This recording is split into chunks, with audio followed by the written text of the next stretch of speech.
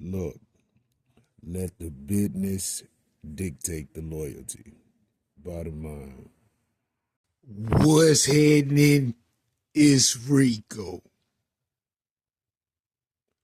Salute to the business committee.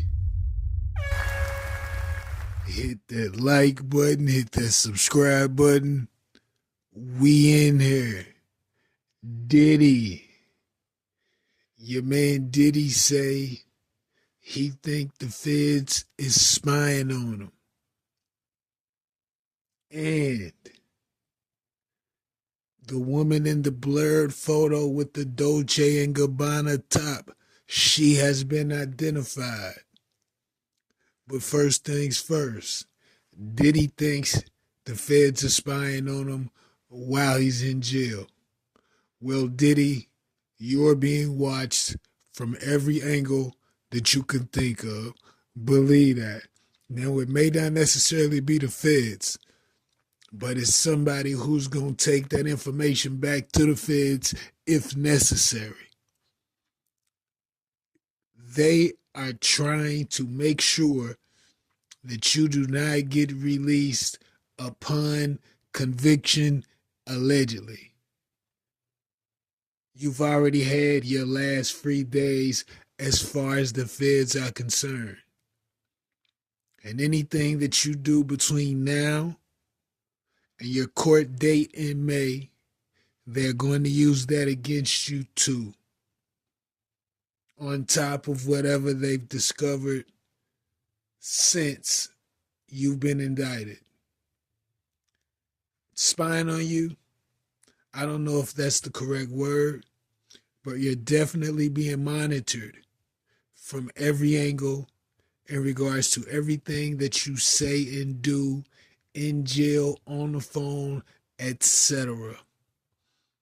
They are trying to put the nail in the coffin when it comes to this case, as I said, on top of what they already have. Now, the young lady with the bleared photo sitting on Puff's lap, who was previously referred to as Jane Doe.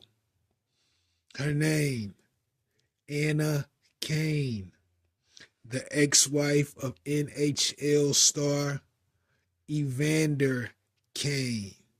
Now understand, this is a situation that happened when she was 16 or 17, I believe, allegedly. But what happened was back in 2003, still in high school, she was essayed by Diddy and others when she was flown to New York City. I believe this is the young lady who was flown from Michigan to New York, back to Michigan, and she was unsure of what had happened after everything had taken place, allegedly. She claims she was invited to meet Diddy at the Bad Boy Entertainment office with Harv Pierre, who approached her in Detroit, as I said, called her hot, and offered her a private jet trip to New York. Once she was there, they took her to the studio where they drugged her, gave her alcohol, and allegedly Harv and Diddy essayed the young lady. She has exposed herself. Now, I say that to say this. Somebody on this motherfucking YouTube is lying. Somebody's lying. Somebody said that was them in the blurred out photo. Now, we're not going to get into who said it. We ain't going to get into whose channel it is. Somebody's motherfucking lying.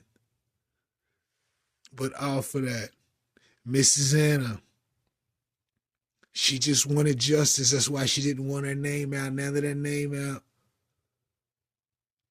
she's probably ready to go for compensatory damages also. This is wild. This is going to be hard to refute. And Harv, we haven't seen much of Harv. And I don't know if the press is looking for him, but you haven't seen much of him. And if Diddy has talked to that gentleman, you better know that conversation was recorded, bugged, tapped, you name it. He got 1 million indictments going on in different spaces right now. They are watching every move. And this is a whole nother case. So he's going to have to deal with this one too.